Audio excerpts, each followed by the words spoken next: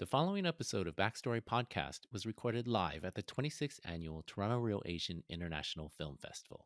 You can listen to this episode and you can watch it on our YouTube channel.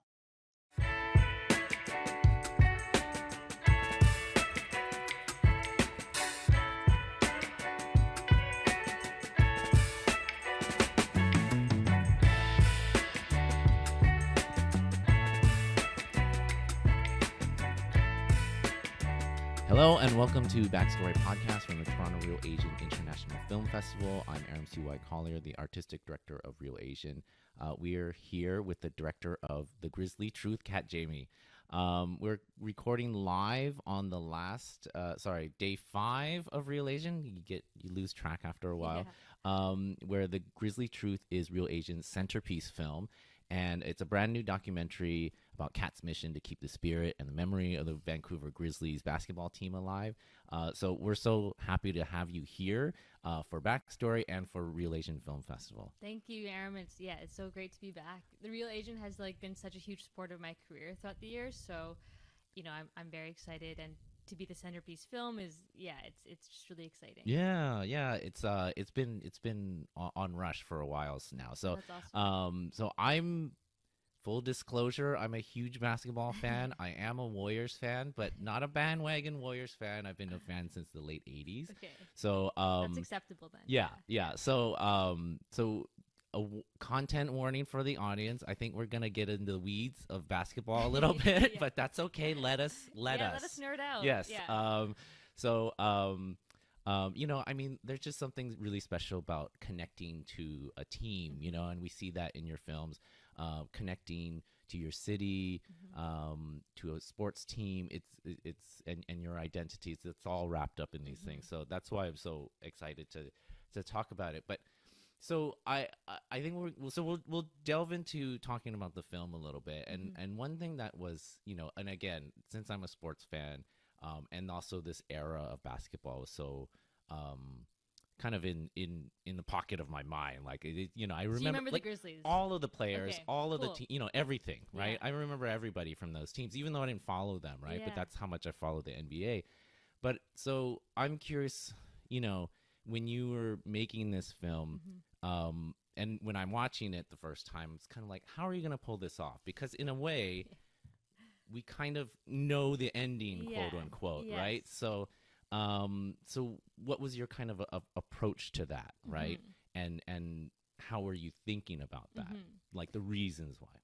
So we'll take the first part, right? Like, what was your approach to that? My approach, I didn't know how the film was going to end. And the ending, we know why, like, we know that they left. Yeah, but how, I've had people come up to me after the film to be like, we had no idea how you were going to end this film. Like, kind of the same sentiments that you're sharing right now. I didn't know starting. There are the I'm going to say, like, quote unquote bad guys that everyone kind of knows. It's like Michael Heisley. Was it the poor, like, fan attendants? Was it like everyone kind of knows the general scapegoats that exist when it comes to the Grizzlies. And would you say people in Vancouver now still know that?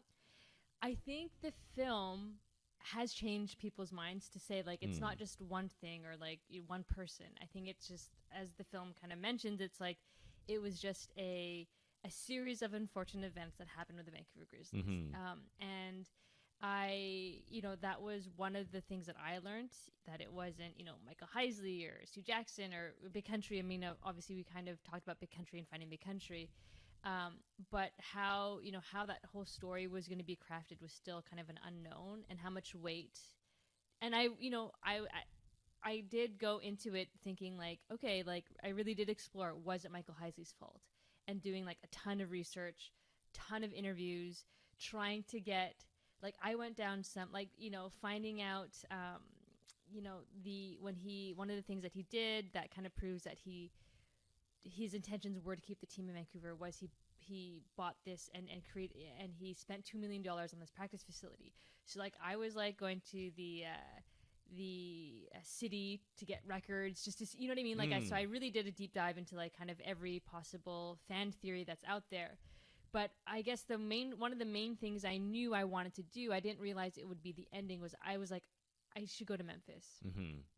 And I didn't know what I was going to do there necessarily. It was only after thinking about my trip to Memphis, after months of, I just knew I wanted to go there. But then after a few months of like thinking of the idea, I was like, okay, I need to talk to like who's I need to find me, who's like the version of me in Memphis. And then I took it a step further to be like, no, I need to find like 7-year-old me. Yeah. Who is kid version of me who loves the Memphis Grizzlies as much as I love the Vancouver Grizzlies? And I didn't know that's all, I think as filmmakers, you kind of have a premise, but you don't know what's going to happen when you actually, find the person or meet the person that you have this just a vague idea of what you want to do. Yeah, I mean, I'm gonna ask you about Memphis in a little bit, but I want to stay on this kind of your intention going into it, right? Because in some ways it feels like this film and your previous work on the Grizzlies is like it's kind of like a community memory project, and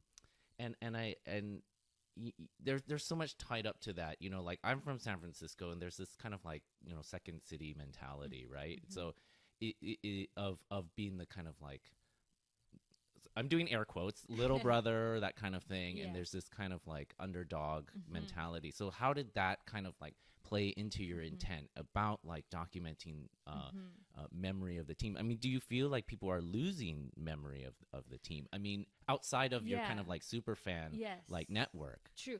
I mean, it's interesting because the Vancouver Grizzlies merch is like so popular. In Vancouver especially, but even outside Vancouver. Like you go to New York, go to the NBA store, you ask the workers, like, what's your best-selling jersey? And they're like, Mike Bibby jersey.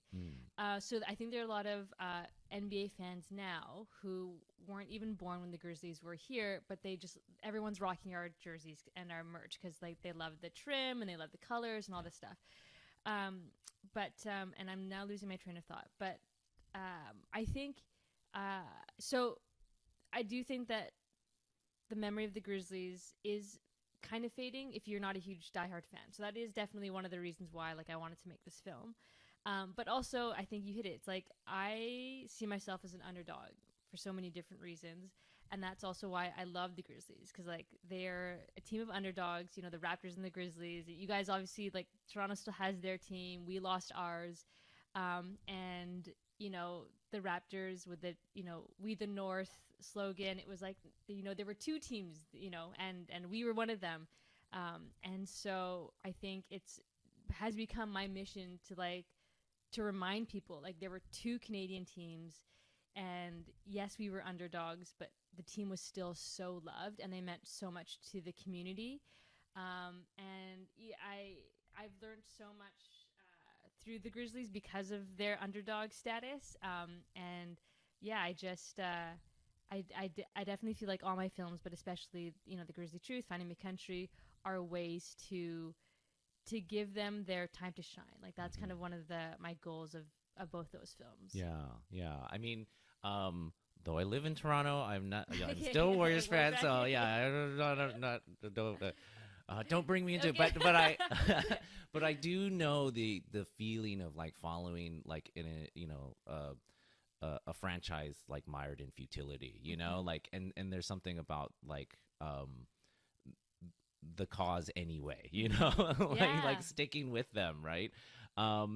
Now, in terms of approaching like the craft of the film and the approach of it, you frame this one somewhat similarly to like Finding Big Country, but it takes on a kind of like a mystery, right? Like a detective. You have all these kind of like interstitials and tropes with it. So, and that's also very performative in a way, right? So what were some influences that you were bringing into it?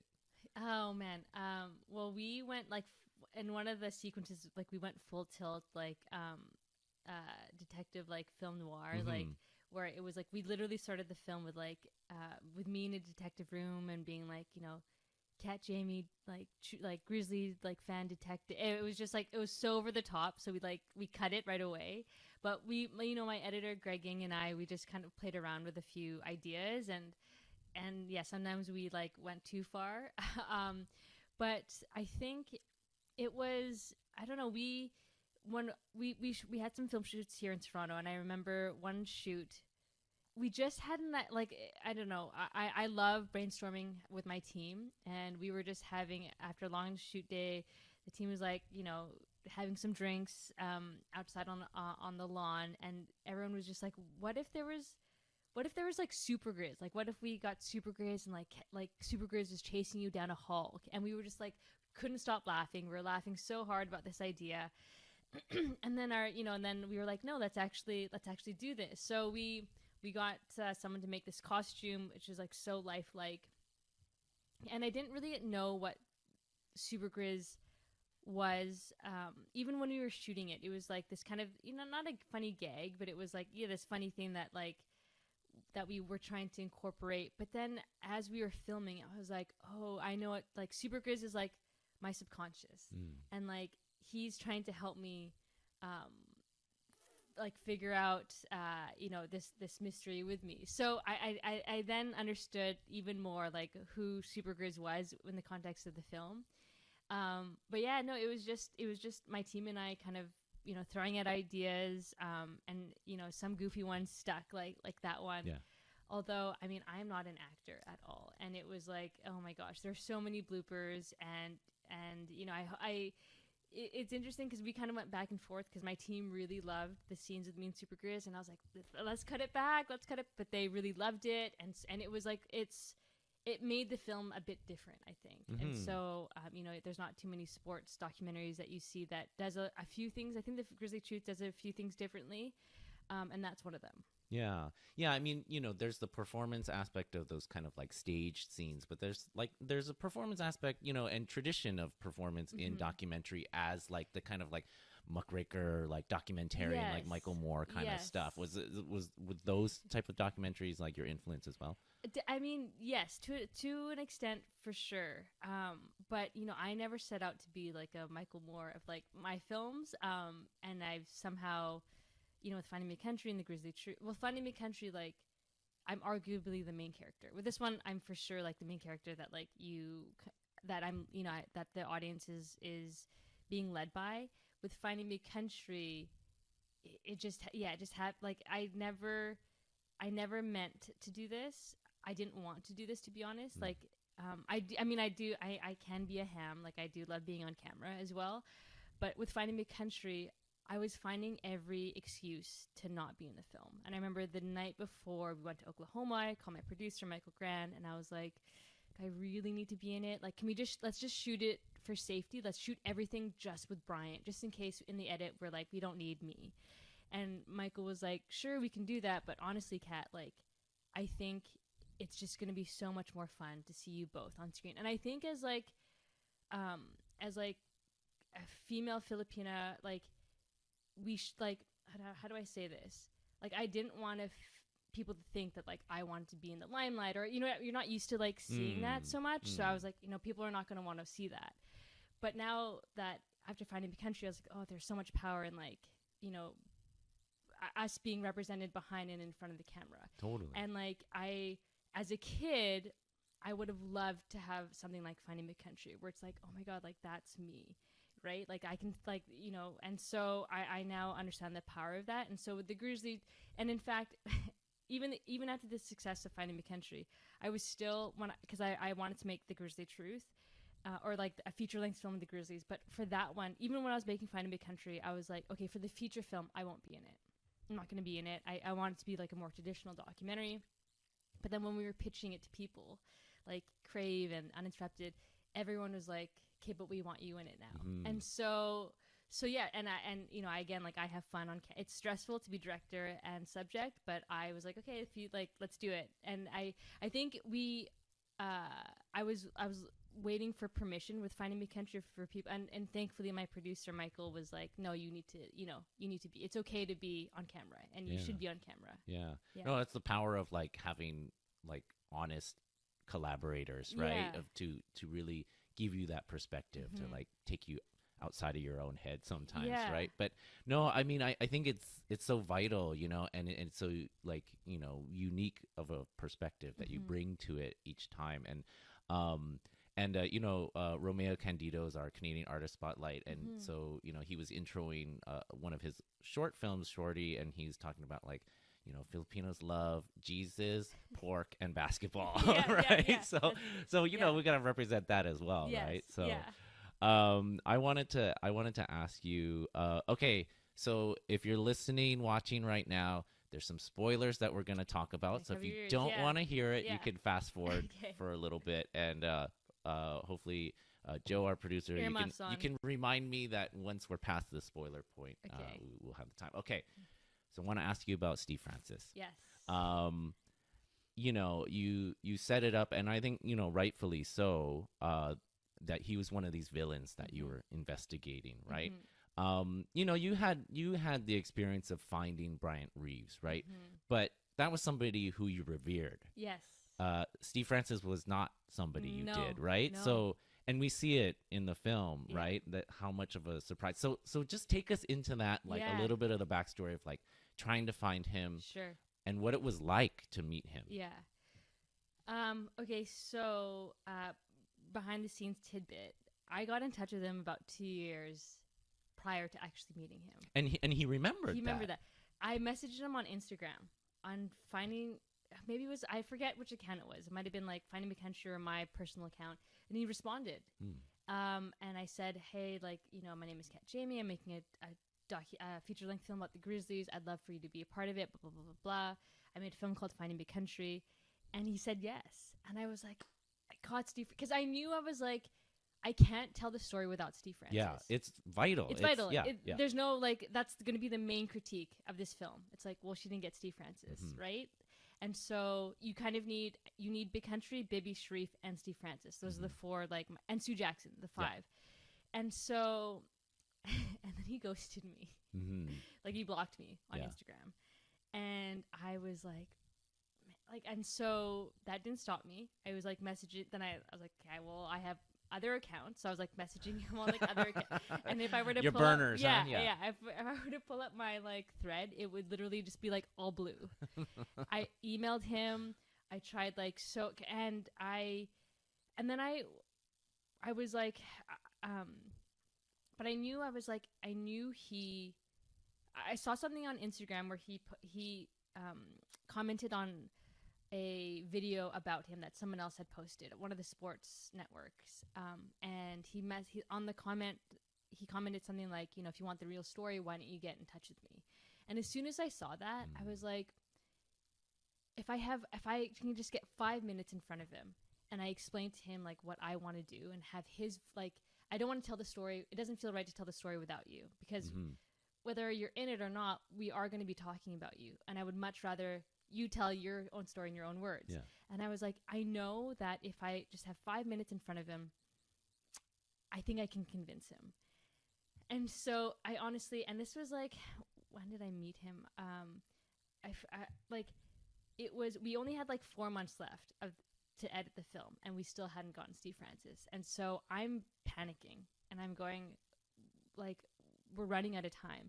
I was thinking of doing like a social media call out. I was like writing, 6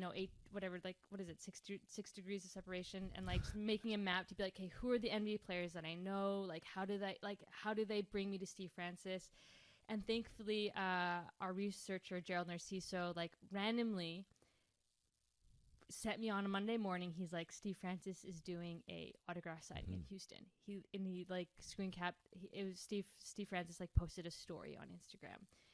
And I got on the phone with my producer, Michael. And I was like, it was Monday. And I was like, this autograph signing was on Saturday. I was like, I don't care what needs to happen, but I need to go to Houston. You need to send me and my cinematographer, Mike Dinsmore, to Houston. So we got it all done. So I fly in on Friday, but I was relieved, because I was like, even if he says no, I'm going, like, I'm at least attempting. Yeah. And that's all I need. Yeah. I need the attempt to go find him.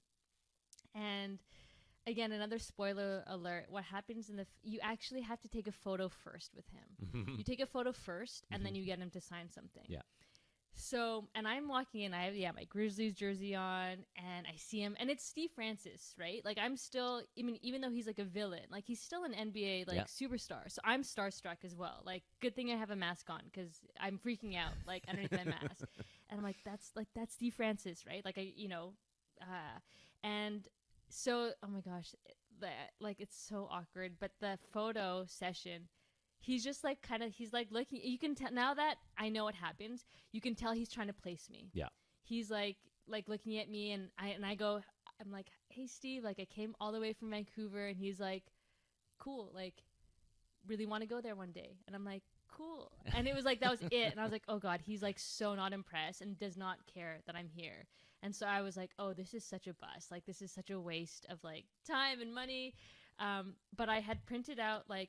I hired an artist from New York City that I really love, Lou, and I made him a gift. It was like a poster that had like, it was a cartoon of him with like David Stern and him shaking hands, the Grizzlies logo. Cause he's, like my whole thing was like, you are still part of Vancouver history, whether like the good part or bad part, like you're still a part of it. Right. So, and I had like on the back of it, I wrote like a note with like my contact information and like what I wanted to do. And for these like autograph signings, you literally have like a minute, like 30 seconds. Yeah. It's like, hey, please sign this photo, done. But you saw like he recognized me and he's like, yeah, like you're the one who wrote Finding Big Country. And then I just like, oh God, like I was not making any sense. I was stuttering like crazy. Like if you were to literally listen to it, and I'm just like, I want you to tell your story. And my thing was like, whatever you have to give me, I'll take. So if it's 5 minutes now, if it's 10 minutes after the signing, if it's, we had one more day in Houston, just in case he said, okay, sure, let's do an interview tomorrow. Mm-hmm. I was like, we have a crew on standby if you want to do this tomorrow, or if you want me to fly back, like whatever you want to do. And then, so as you saw, like he actually said he wanted to come back to Vancouver, but he then afterwards he invited me and my team to his place in his home where he grew up in DC. But yeah, so that's kind of how it happened. And honestly, like Steve has become a really good friend of mine, and we like catch up like via text, FaceTime, like wow. yeah, like we'll message each other, and he's become like a really good friend. Yeah. And he's just such a great guy. Like I do, do I wish he still played for Vancouver? Of course, yeah. Like I do, but I can now say that I understand. Like my whole thing was like, maybe we can better understand each other, and maybe we can better understand that situation so that we're not filled with anger. Yeah. Yeah. No, I mean, and you make the point in the film that like, and just remembering that time and the impact he did have in Houston, like absolutely he would have been that star mm-hmm. that the Grizzlies needed, like yeah. He had such a huge impact in those first few years in Houston. So, but it is really one of the great moments in the film to see like that kind of like that we can give a little bit of grace to each other, right? Yeah. And especially as fans, like we get so worked up and like, mm-hmm. and it's easy to create narratives, mm-hmm. right? That fit what we expect, mm-hmm. right? And it's nice to see people, be expansive and, mm-hmm. as he's matured too, right? Mm-hmm. So we get his story. Mm-hmm. So, okay, spoiler time is over. Headphones, yeah. Okay. So, so I wanted to ask you a couple of things. So, a few teams, I mean, this is part of the history of sports, right? Mm-hmm. Is teams leave. Mm-hmm. And oftentimes they never come back. Sometimes they do, right? Mm-hmm. So Charlotte, for instance, they left. They got an expansion team. Mm-hmm. It was the Bobcats, and then they renamed it their old name. Mm-hmm. Seattle lost the Sonics. There is talk about expansion, but, it seems like Seattle, Las Vegas seem to be the ones that are on more of the priority. So, I guess, how do you feel? Like, I in some ways I feel like I read this film as the Grizzly truth is you accepting that they'll never come back. I mean, I've accepted that the Grizzlies might not come back, mm-hmm. but I'm hopeful that the NBA will come back. Mm-hmm. I obviously like what I love like the team called the Grizzlies to come back, yes, for sure. But again, I think it's the whole, like, I was very this film was all about like closure, and I got it from like so many different like angles. Like with the Steve Francis thing, I felt like I got closure. It's like, you know, I understand that situation more, so I can't really be angry. With the Memphis thing, you know, it's again like, oh man, I was definitely one of the most outspoken Vancouver Grizzly fans to be like, you know, when they brought back the jerseys. The throwback. And I was like, I know, I'm pretty sure I was on Daily Hive, like, you know, being interviewed to be like, those are our jerseys, like, don't wear our jerseys, right? Like, I was definitely like one Did of they those. say Vancouver on it? They said Vancouver. Okay. Oh, no, yeah, they did. I'm pretty sure they said Vancouver, and that's why a lot of fans were upset, which I understood. Yeah. But again, like, I think it's so easy to be a hater when you don't know the person. Yeah. And it's way harder to hate something once you get to know it. Yeah. And so that's what the trip to Memphis was for me. You know, I made so many friends, like even like friends who worked in the stadium. Like I got to like, and you know, we got to connect, and then obviously like the meeting Antonio senior, like Antonio and Antonio Braxton Jr. Yeah. They were so lovely. And Memphis really, because a lot of them had seen or knew about Finding Big Country, so they knew who I was, and they like a lot of people like really welcomed me and embraced me, and they, you know, let me shoot the t-shirt cannon, which I've always wanted to do as a kid. Yeah. Like, as I think we all want to do that. Yeah, right. So I mean, I was very torn that trip, and I know it sounds so funny and it sounds so dumb in so many ways. Like it's like this NBA team that like, but I really got emotional during that trip, and I didn't think I was going to get emotional.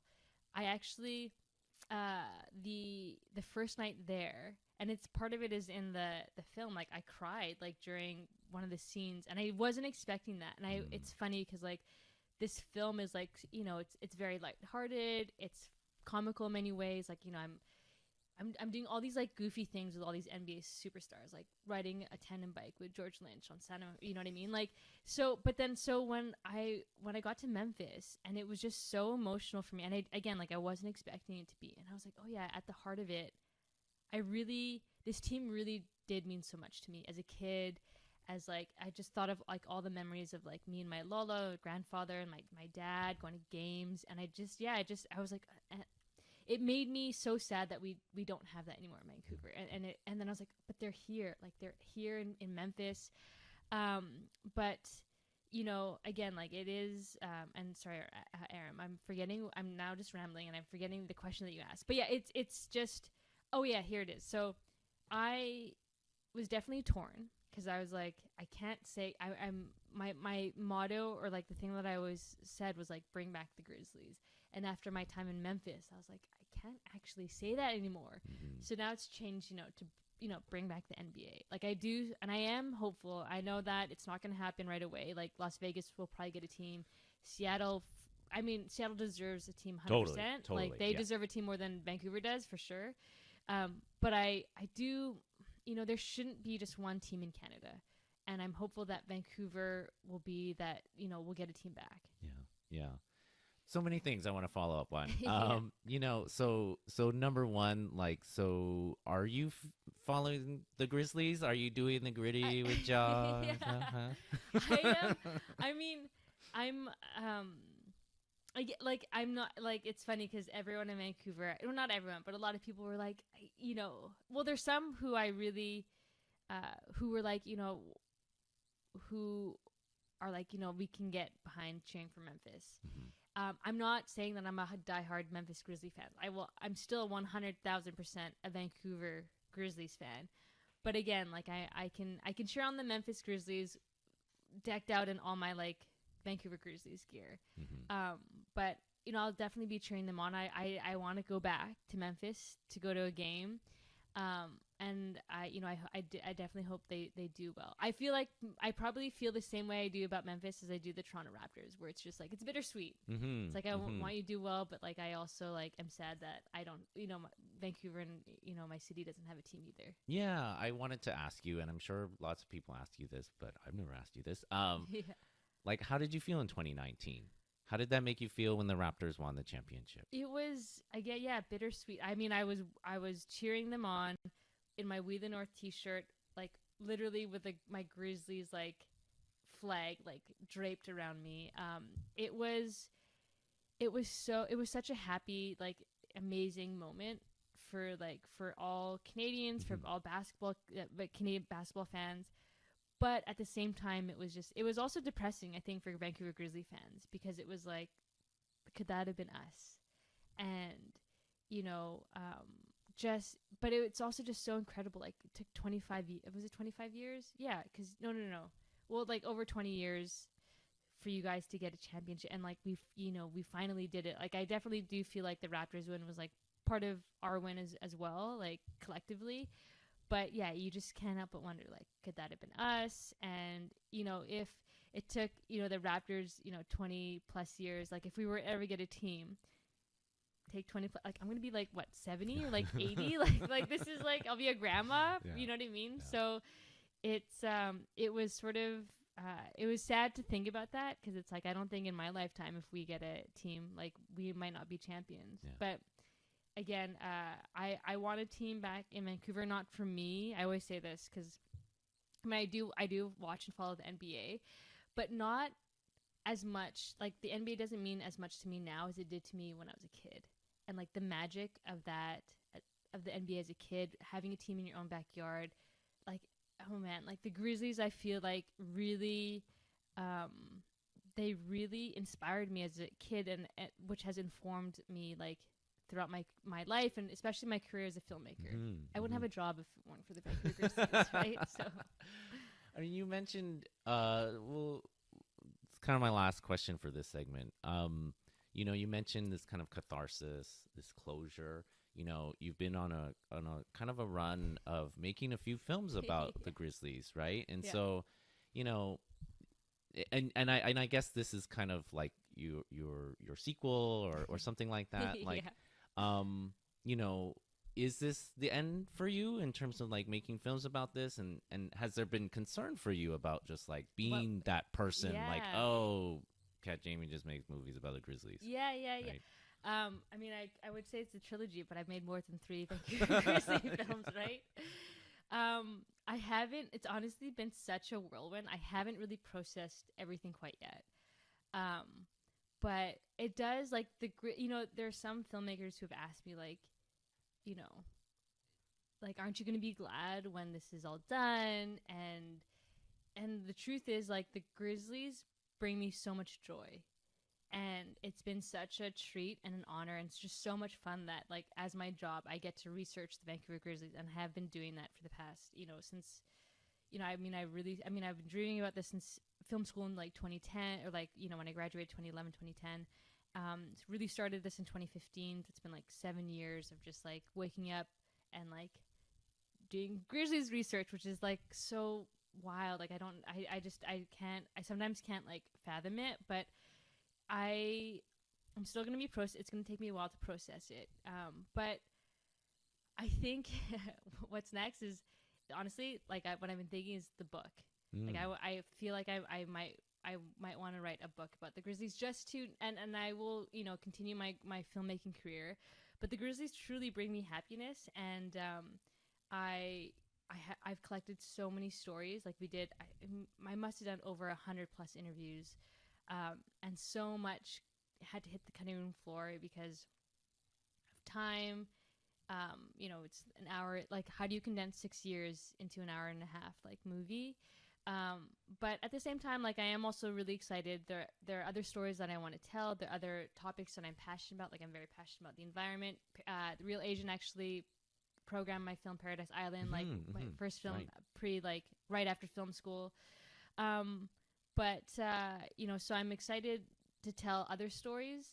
while keeping some version of the Vancouver Grizzlies alive, whether that be in movie form or, when the Grizzlies came to Vancouver for the premiere of the Grizzly Truth, there was like this energy that we created by bringing them back, and the Grizzlies that were in attendance were like, Kat, let's build off this momentum, let's keep it going. And so there's talk about, whether or not is it like a yearly thing where we have like basketball camps where we bring Vancouver Grizzlies back to honor the team. So I think as long as there's like something percolating like in the background that's just about the Vancouver Grizzlies, whether that be events in the community or, whatever shape, whatever form it takes, I'll be happy. But there's definitely going to still have to be some sort of Grizzlies thing happening in my life. Yeah. Okay. Well, a true fan never Yeah. stops, Oh never my stops. gosh, So yeah.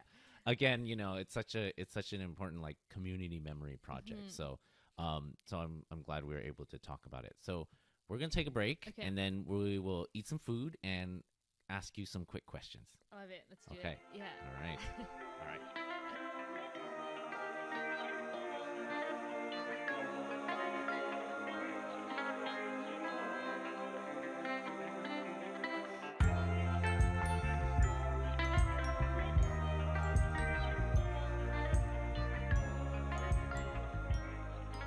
Okay, we're back, and we have our food session. It's kind of a thing we were trying out called "Come Eat with Me." So so you, like a lot of other filmmaking guests, like how we've been sharing food together. So I love it. so a little backstory. So we're trying to do some creative things in terms Yeah. of like what we give people to eat. Yeah. And I was like, so I have a long story. So I was like, ooh, let's eat bear claws, like a pastry, right? Yeah. Like, oh, Grizzlies, bear claws. Yeah. And then some of our my coworkers were like, what's that? Yeah. And I was like, do you know what that is? No. Oh, I'm like, is this a generational thing? I'm anyway, and because it's like a pastry, right? Okay. That is like, it kind of like looks like this, and Yeah. it's like a baked thing, and it's Or like maybe- a filling. Maybe I would know if I saw a photo, but or maybe not. Maybe not. Well, so it's, I mean, yeah, you can Google it, but Yeah. but so and then we started talking about bear paws, which are just terrible. So you don't have to eat it, but I did get some. Oh, that's awesome.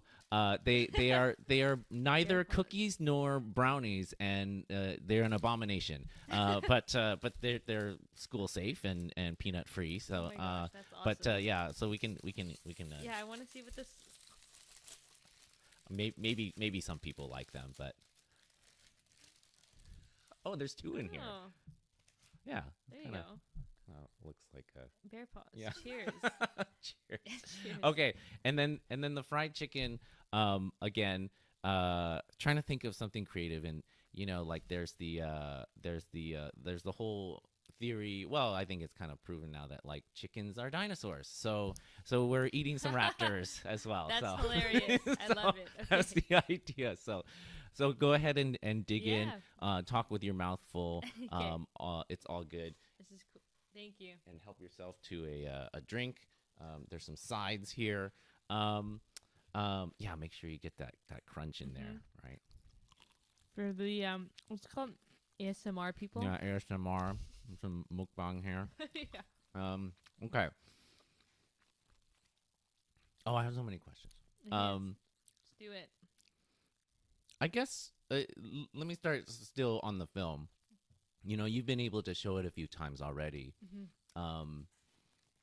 What's a question about the film that nobody's asked you yet, that like you'd kind of like to share, that you would like people to know?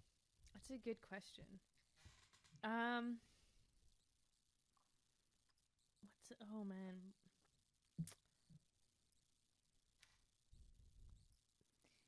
Okay, wait. Can we come back? Yeah, to we'll that? come back to that's it. A good, Okay. Yeah. I'll start you off with some other okay. ones. Okay. Okay. You mentioned Mike Bibby. That was somebody that you really were going to have in the film.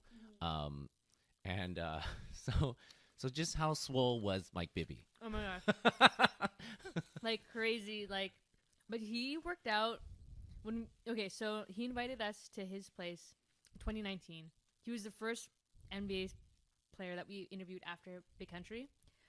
And yeah, man, even in 2019, he was just so jacked. And he, like, we had to plan our day based on when he went to the gym. Really? And he was like at the gym for like, he's like a freak about it, huh? Yeah.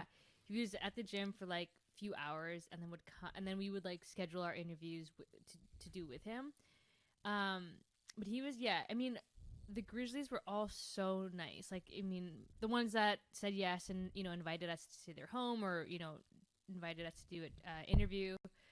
But Mike was, I was at his we were in Oklahoma. We were in Phoenix like 3 days, and like when he was at the gym, he literally gave us like acts. He's just like, come into the house, and he has like he lives in a, like, what's it called? Is it like a subdivision? Like, it's just a gated area, and it's just like houses for his entire family. So it's like his brother, his sister, his other brother. It's like 4 or 5 houses or complex. There's like a playground for his kids, and then he has the biggest house. Okay. Which he says Bibby estate. Yeah. So, but he was so cool, but like just super big. So for people who may not know, like he had been retired for, you know, a while, and so people played hadn't for the Big Three. He played right. But so people hadn't really seen him, and then there was this picture that became just went on. You know, people on NBA Twitter were like, "Whoa, what happened to Mike Bibby?" So it became Swole Bibby. That was the whole. Because he wasn't he wasn't particularly like big when he was in the NBA, right? Yeah, he's huge. So, good question.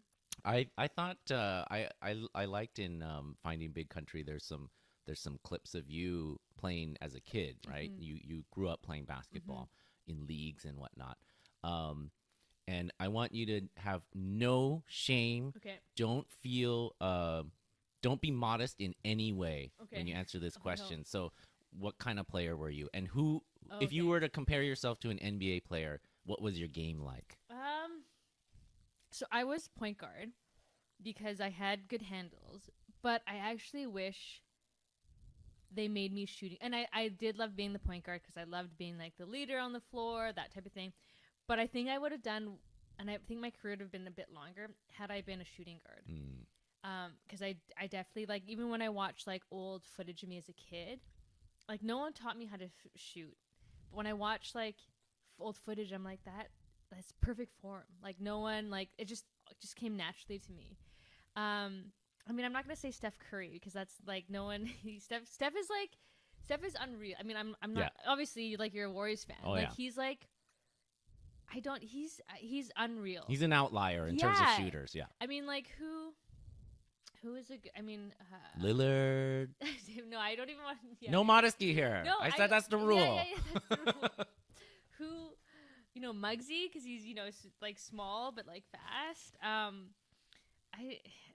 Who else? Okay, wait. I'm just trying to think of like who was a great shooter, but I want to like pick someone like from like back in the day. I mean, my gosh, he was a Vancouver Grizzlies player. I'm gonna Okay, no, I'm not gonna. Let's not. I'm forgetting his name. These are great questions, and I'm now like. I should have sent them to you in advance. Yeah, no. This is good. Who else was a great shooter like in like the 90s? Chris Mullin. Oh yeah. There you go. Let's just go with Chris Mullin. Okay. Chris Mullin, Glenn Rice, Dennis Scott, Nick Anderson. Dennis Scott played for the Grizzlies too. Oh right. Yeah, just for a few seasons, or forget how long. Okay. Let's go with Chris Mullin. Okay. No, that's funny about the shooting thing, because like, I mean, I didn't play organized basketball, but I loved playing, and because I think about, like, I asked this question to my friends, right? Like and I realized, like, in retrospect that, like, I would always say, oh, it's kind of like early career Tony Parker, just like drive, don't shoot, just drive. Yeah. And I realized I played that way because I didn't get contact lenses for a long time. So you needed to be close. Well, I was like, I'm like not a good shooter. It just got in my head, like, oh, I'm not a good shooter. It's like, oh, because you can see the rim. Yeah, that would help. Yeah. So for kids out there, get corrective lenses. Yeah. How about Do you have a film that changed your life? Oh man. I don't know if I have a film that changed my. I have like favorite films that I obsess over, and like Yeah. I have a few.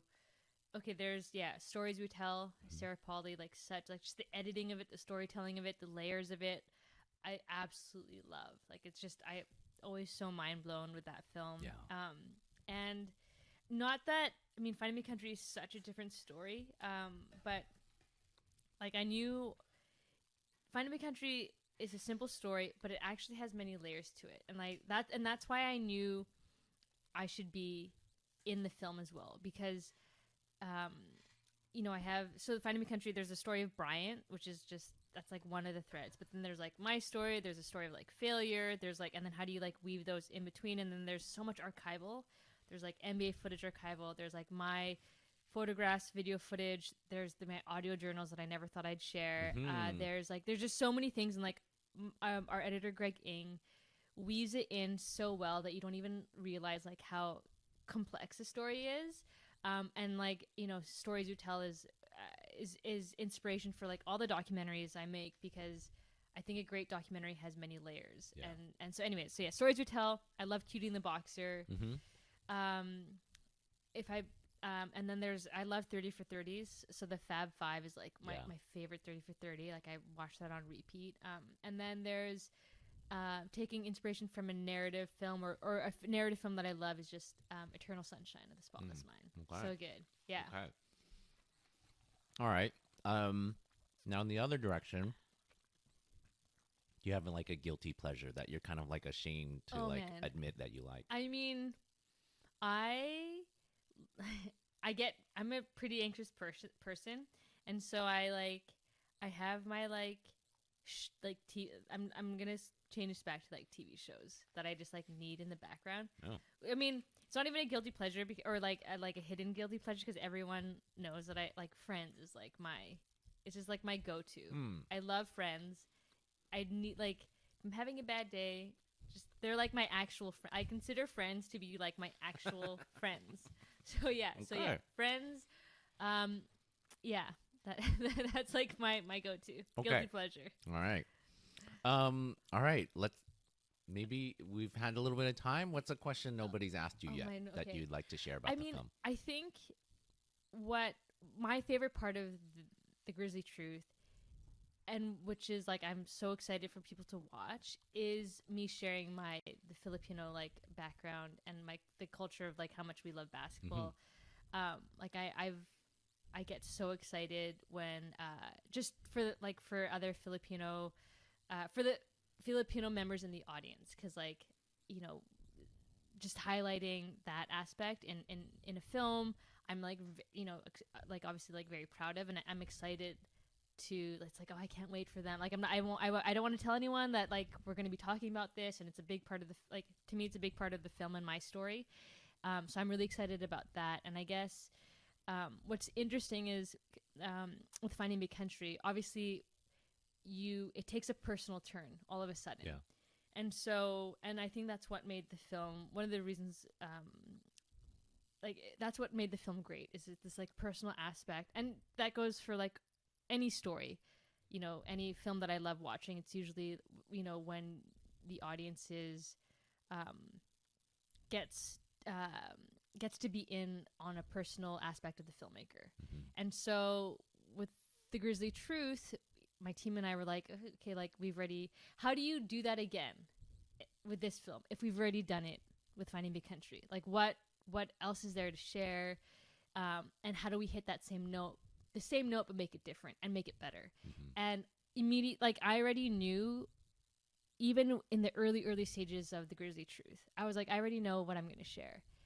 And I already know what part of my story needs to be told. Because the Grizzlies, with the Finding Me Country, it's all about failure and like my personal experience with failure. And it was great because it did relate to Brian's story, and there was like this parallel that I could draw between the two. But for the Grizzly film, I was like, no one, and it was something that I had never actually shared with like literally anyone. and it was like this connection that I felt with the Grizzlies because of my Filipino like heritage. And I think as you know, obviously, like I say this in the film, but I honestly remember feeling so proud when I learned that basketball was the national sport of the Philippines, because it was like, oh yeah, and I think as second generation Canadians, you're just grasping at anything to tie you to like what makes you Filipino, what connects you to, you know, the Philippines, and what makes you Canadian, what are your roots here in Canada. And so, as I mentioned, like I was naturally good at basketball. And so when I found out that basketball is the national sport of the Philippines, I was like, oh, that makes so much sense because I'm Filipino. And like I finally was like, oh, like I finally had something that I could like latch onto that was part of my identity, that, you know, and then because the Grizzlies were in town, it was like, and that's why I love the Grizzlies, and the Grizzlies are, you know, they're, you know what I mean? Like, so it was like this thing that gave me roots in Canada and the Philippines. And that's why one of the reasons why the Grizzlies were so important to me.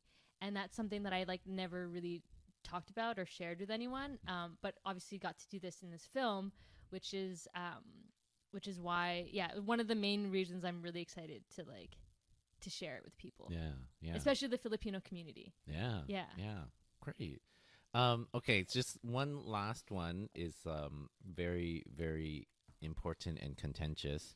And we ask everybody on the who comes on this is so you can only choose one of these. Rice. Oh yeah. Noodles. Okay. Bread. Easy. Or potato. Oh my gosh. And so and why? Rice. 100%, right? Yeah. Like, that's okay. not even a question. Well, good, because we have the rice and beans. Rice, like, I can't. It's not a meal. Like, I'm still hungry if I don't have rice with a meal. Yeah. Like, this is like, and rice. Okay. 100% unequivocally, rice. Yeah. Done. Done. Does anyone else say anything different? I guess it's noodles. heated. It's heated. Yeah. There's Does anyone pick potatoes? Rarely, Okay. but somebody did the other day. I mean, my stepdad is English, and he, like, for him it's potatoes, but he's like now, like, eats rice with us. Yeah, bring him over. Yeah.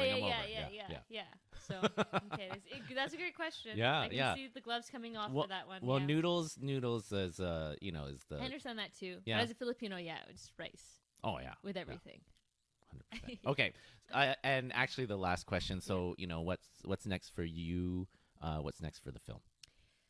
So I'm working on I have a few films that are kind of in the works. I'm co-directing a film with my really great friend Asia Youngman about the 2011 Vancouver hockey riots. So that one's going to be coming out, I think, in 2023. Fingers crossed. And then I'm developing another like an anthology with a Filipino Canadian filmmaker, Kim Albright, and then I'm directing the Christine Sinclair documentary. So there's a few things that are kind of happening while like traveling and starting to promote the Grizzly Truth. And so what about the film? Where's it going? So the film, we're actually, I'm going to be in Toronto again next month because the Grizzly Truth is having its theatrical debut here in Toronto, and we're planning on making another big splash like we did in Vancouver. But it's going to be playing in theaters across Canada, and then we'll be playing at various festivals, and then hopefully, and then we'll be on Crave in the new year. Okay. And then trying to figure out, we have an American distributor, international distributor, who's shopping it around right now as well. Okay. Yeah. Great. Well, with lots more ahead for you. So, wow, very busy. So that's all the time we have today. I want to thank Kat Jayme for being here on Backstory, being live recorded at Real Asian Film Festival. I'm host Aram Collier. We have Joseph Chung mixing and producing. Please like and subscribe to Backstory. Give us a 5-star review on your favorite platform. You can reach out to us at backstory@realasian.com. For more information about Real Asian Film Festival, go to realasian.com. And thanks. Thanks, Aram. You've been listening to the Backstory podcast from the Toronto Real Asian International Film Festival. Please like and subscribe and give us a 5-star review on your favorite platform. You can watch these episodes on Real Asian's YouTube channel too. And we love hearing from you, so write to us at backstory@realasian.com. For more information about us, we're at Real Asian, or go to realasian.com.